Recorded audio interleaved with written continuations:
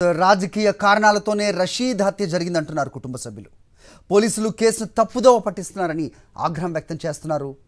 ఇదే అంశంపై సమాచారం మా ప్రతినిధి సతీష్ అందిస్తారు. వినుకొండలో వైఎస్ఆర్ కాంగ్రెస్ పార్టీ నాయకుడు రషీద్ను తెలుగుదేశం నాయకులు అత్యంత దారుణంగా కత్తులతో నరికి హతమార్చారు. పూర్తి స్థాయిలో పోలీసులు దాదాపు అదే ప్రాంతంలో వందలాది మంది ప్రజలు ఉన్నారు. దాంతోపాటుగా పోలీసులు కూడా ఉన్నారు. అందరూ చూస్తుండగానే కత్తితో రషీద్పై జిలానీ తెగపడ్డాడు. జిలానీ తెలుగుదేశం పార్టీకి సంబంధించిన నాయకుడు. పూర్తిగా ఖచ్చితంగా రషీద్ ఎప్పటి నుంచో వైఎస్ఆర్ కాంగ్రెస్ పార్టీలో చాలా యాక్టివ్గా ఉన్నారు. ఖచ్చితంగా అడ్డు తొలగించుకోవాలన్న భావంతోనే అతని పైన కత్తితో దాడి చేసినట్టు కూడా తెలుస్తూ ఉంది. పూర్తిగా అందరూ చూస్తుండగానే పూర్తిగా విజువల్స్ చూస్తే యావత్ ప్రపంచం ఒక్కసారిగా ఉలిక్కి పడింది. ఫస్ట్ చేతుల పైన దాడి చేశారు, కత్తితో 2 చేతులు నరికేశారు. దాని తర్వాత పూర్తిగా తలపైన నరకడం జరిగింది. అక్కడికక్కడే రషీద్ కుప్పకూలారు. హాస్పిటల్కి తీసుకువెళ్తూ ఉండగా రషీద్ మృతి చెందారు. అయితే పోలీసులు మాత్రం ఇదంతా వ్యక్తిగత కక్షల వల్లే, వ్యక్తిగత కారణాల వల్లే ఈ హత్య జరిగిందని చెప్తూ ఉన్నారు. మొన్న అర్ధరాత్రి ఏదైతే సంఘటన జరిగిందో ఆ రోజు అర్ధరాత్రి పల్నాడు ఎస్పీ 12 గంటలకి ప్రెస్ మీట్ పెట్టి వ్యక్తిగత కారణాల వల్లే హత్య జరిగిందని చెప్పారు. దాని తర్వాత నిన్న కూడా గుంటూరు రేంజ్ ఐజీతో పాటు ఎస్పీ కూడా ప్రెస్ మీట్ పెట్టి వ్యక్తిగత కారణాల వల్లే ఈ హత్య జరిగిందంటూ కొత్త రంగు, కొత్త కలర్ ఇస్తూ ఉన్నారు. అయితే కొద్దిసేపట్లోనే వైఎస్ జగన్మోహన్ రెడ్డి వినుకొండలో పర్యటించనున్నారు. ఎవరైతే రషీద్ కుటుంబం ఉందో వాళ్ళని పరామర్శిస్తున్నారు. ఖచ్చితంగా వాళ్ళకి అండగా ఉంటామని చెప్పబోతూ ఉన్నారు. మనతో రషీద్ కుటుంబ సభ్యులు ఉన్నారు. వారిని అడిగేస్తున్నాం.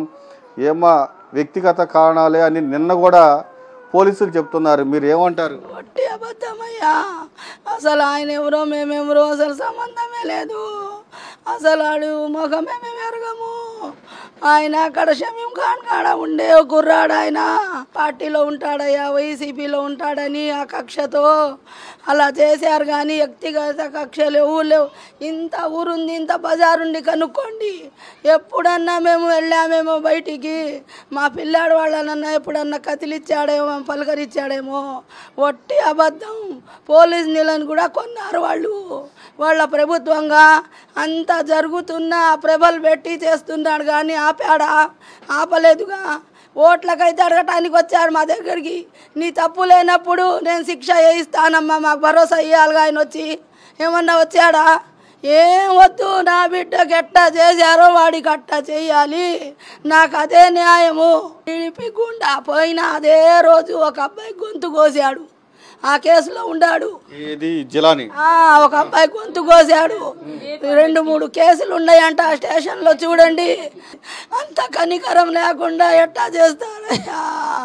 ఆ డబ్బులు తీసుకొని అలా చేశాడు. మందు తాపిచ్చి, గంజాయి తాపిచ్చి వదిలాడు ఆయన్ని కత్తిచ్చి. అదేదో నసరాపేటలో చేసి వచ్చిన కత్తి అంట. ఆయన ప్లాన్ లేకపోతే ఎలా చేస్తాడా? వ్యక్తిగత కక్షలుంటే ఇన్ని రోజుల నుంచి ఎలా ఉన్నాడు? 5 సంవత్సరాల నుంచి నా బిడ్డ ప్రభుత్వంలో మరి జగన్ కాడ ఉండేవాడుగా. హైదరాబాద్లో ఉద్యోగం వచ్చి ఆయన కోసం వదిలిపెట్టొచ్చాడు. ఇన్ని రోజుల నుంచి పార్టీ కోసమే బతుకుతున్నాడు. వ్యక్తిగత కక్షలు ఎలా ఉంటాయి? ఆయన ఎవరో మేమెవరో అసలు ఎవరినైనా అడగండి అయ్యా చెప్తారు. అదేం కాదు, కావాలని చంపారు. ఎవరికైనా ఇదే గట్టి చేస్తారు. రషీద్ వాళ్ళ తండ్రి ఉన్నారు. పూర్తిగా పెద్దనా ఏమంటారు మీరు? ఏమనేది ఏముందండి, మొత్తం ప్లాన్ ప్రకారం చేశారు. ప్లాన్ ప్రకారం చేసి స్కెచ్ గీసి మా అబ్బాయిని చంపారు. ఏదో 4 దెబ్బలు కర్రలతో కొడితే అదే పక్కన ఉంటే మేము బాగు చేయించుకునేవాళ్ళం. ఈ విధంగా ఆపకుండా కత్తి తీసుకొని నరుకుతుంటే జనం మొత్తం చూస్తున్నారు. ఎవరన్నా పోలీసు వాళ్ళు చూస్తున్నారు, అందరూ చూస్తున్నారు. మా అబ్బాయిని కాపాడలేకపోయారు. మా పరిస్థితి అదే పోలీసులు చెప్తూ ఉన్నారు, మీ అబ్బాయికి వ్యక్తిగత గొడవలు ఉన్నాయి అని చెప్తూ ఉన్నారు. అదే పోలీసులు ఏ గొడవలు ఉన్నాయా? గొడవలు ఏం లేవు సార్. అసలు ఆ అబ్బాయి ఎవరో మాకు తెలియదు. వాడు జిలాని అనేవాడు ఎవరు తెలియదు.